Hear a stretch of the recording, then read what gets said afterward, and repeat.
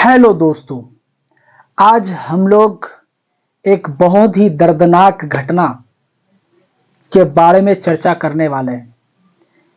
बीते पिछले कई दिनों से आपने कोलकाता के घटना सुना होगा, देखा होगा, उस भी देखा होगा। ट्रेनी डॉक्टर मौमिता जो कोलकाता में यह घटना घटित है, तो सीबीआई को इन्वेस्टिगेशन करने के लिए सौंपा गया है और सीबीआई की जो डिमांड है कोर्ट से, वो कुछ मेडिकली टेस्ट की है। उसको डिटेक्ट करने के लिए मेडिकली किन किन इन्वेस्टिगेशंस को डिमांड किया है सीबीआई ने, आज हम लोग उस पर चर्चा करेंगे। तो सबसे पहले नंबर पर आता है पॉलीग्राफ टेस्ट, दूसरा है narco test. Polygraph test CBI ने इसलिए डिमांड किया है क्योंकि यह एक एविडेंस को पुख्ता बनाया जाएगा, एविडेंस को एक पुख्ता सबूत मिलेगा, इससे उसको पकड़ने में उसको सपोर्ट मिलेगी। तो पॉलीग्राफ टेस्ट इसका नाम क्यों पड़ा है, तो पहले ये जानते हैं। पॉलीग्राफ टेस्ट इसलिए पड़ा है कि poly means many, many means अधिक, ग्राफ मीन्स ग्राफ, जिस तरह से ब्लड प्रेशर का एक ग्राफ बनता है, रेस्पिरेशन का ग्राफ बनता है। और इसका दूसरा नाम लाई डिटेक्शन टेस्ट भी है। लाई मीन्स झूठ, झूठ को पकड़ने के लिए, सच्चाई को उगलवाने के लिए ये टेस्ट किया जाता है। और इस टेस्ट में पेशेंट जो है हर एक चीज को जब उसको क्वेश्चन किया जाएगा तो उसका आंसर, उसका जो रिप्लाई देगा वो करेक्ट मिलेगा। इससे मतलब इन्वेस्टिगेशन करने में इसको सपोर्ट मिलेगा। तो चलिए, इसको ट्रूथफुलनेस को प्रूफ करने के लिए किया जाता है, जो सच्चाई है उसको प्रूफ करने के लिए किया जाता है। और यह मेजर करता है फिजियोलॉजिकल चेंजेस। फिजियोलॉजिकल चेंजेस में जो वाइटल साइंस है, like blood pressure, respiration, pulse rate और गैल्वेनिक स्किन रेसिस्टेंट, इन सब से कुछ चेंजेस होगा जिसके बदौलत सीबीआई को इन्वेस्टिगेशन करने के लिए एक सपोर्ट मिलेगा।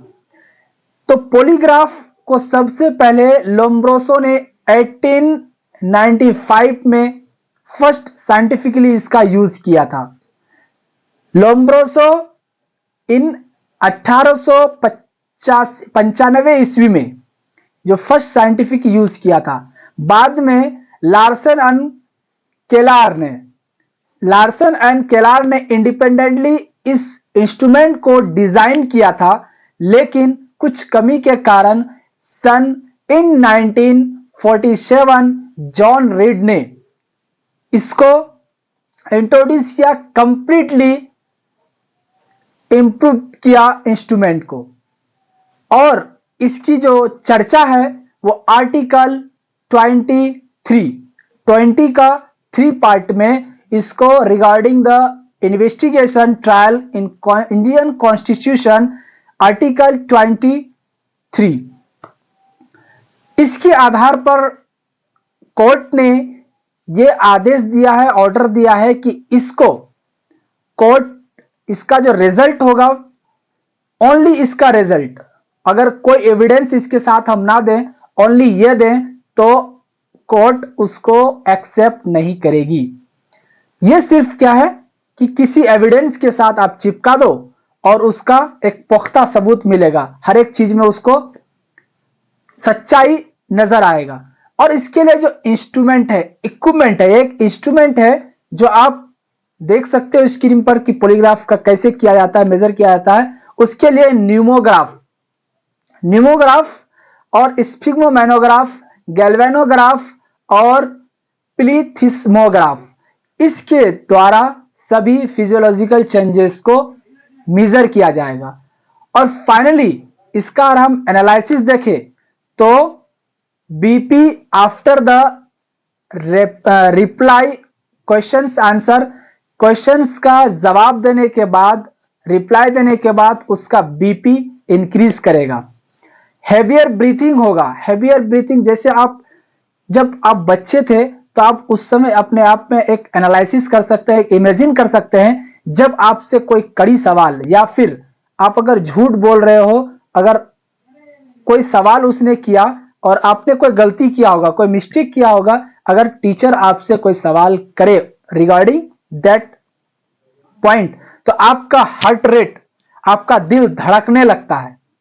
तो इससे पता यह चलता है कि ये बच्चा झूठ बोल रहा है, सच्चाई वही है जो हम पूछना चाह रहे हैं। तो इस हिसाब से इस टेस्ट को सक्सेसफुली मॉनिटर किया जाता है और इसका जो रिजल्ट होता है, इसको दूसरा एविडेंस के साथ एक सपोर्ट मिलता है, जिससे मुजरिमों को, क्रिमिनल्स को पकड़ने के लिए एक इन्वेस्टिगेशन तैयार हो जाती है। धन्यवाद।